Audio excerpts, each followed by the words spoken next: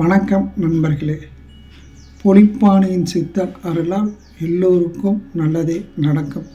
இந்த மகா சிவராத்திரியில் பூஜைக்குரிய மலர்கள் என்றால் அதில் முதல் காலத்தில் பஞ்ச வில்வங்கள் என்று சொல்லக்கூடிய, அதாவது வில்வம், கிளிவை, விலா, மாவிலங்கு, அப்புறமேட்டு வெண்ணொச்சி ஆகிய இந்த 5 இலைகளை கொண்டும் பூஜை செய்தால் நமக்கு ஏற்படுகின்ற கர்மாக்கள் எல்லாம் அழியும்.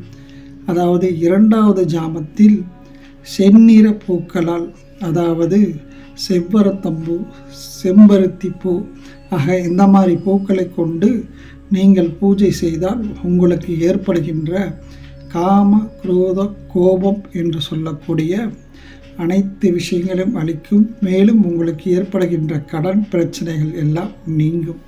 அடுத்தது 3ஆம் ஜாமம் என்று சொல்லக்கூடிய அந்த ஜாமத்தில் வெண்ணிற பூக்களால் நீங்கள் அர்ச்சனை செய்தால் உங்களுக்கு மனதில் ஏற்படுகின்ற குழப்பங்கள், கவலைகள், நோய்கள் எல்லாம் நீங்கி உங்களுக்கு மன அமைதி கிட்டும்.